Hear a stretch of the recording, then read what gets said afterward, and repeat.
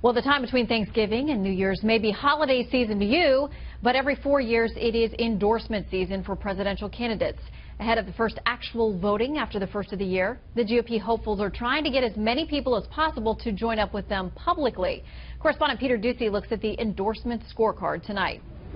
A press conference with 100 African-American pastors at Trump Tower was called off as word emerged they were not all ready to endorse the Republican frontrunner as advertised. I don't know that I would necessarily consider endorsing him. I think that's a little premature right now for me, but I'm willing to listen to see what he has to say. One of the event's organizers, Pastor Darrell Scott, took the blame for the miscommunication. The meeting still happened, and the big endorsement may still happen too. I've talked to a number of black ministers that said they're going to vote for Trump, but they just haven't come out publicly with it because they're afraid of losing members' support.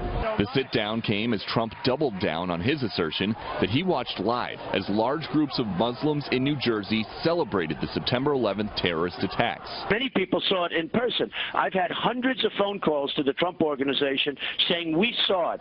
It was dancing in the streets. And now Trump's competition across the Hudson is getting a badly needed boost because Chris Christie, who didn't even make the main stage at the last debate, is the top choice of the Granite State's influential union leader newspaper, endorsing him because they think, quote, Governor Christie is right for these dangerous times. He has prosecuted terrorists and dealt admirably with major disasters.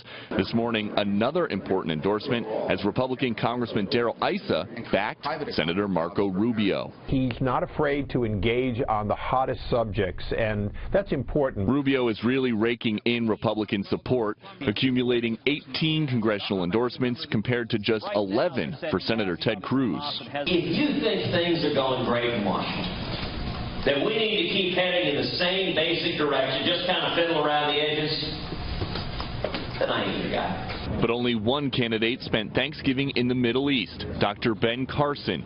Accused by rivals of being weak on foreign policy, he visited refugee camps in Jordan, and the outsider has a new prescription for Syrians displaced by ISIS. I had an opportunity to talk to many of the Syrian refugees and ask them, what is your supreme desire?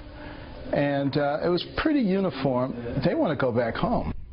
We may be starting to see a new crack in the pledge the party made all candidates signed to support the eventual GOP nominee, no matter who it is, because John Kasich is now refusing to say that he would support his side's nominee if it's Trump. But an RNC official told me today they are not concerned about Kasich potentially breaking that pledge. Shannon. All right, Peter, thank you.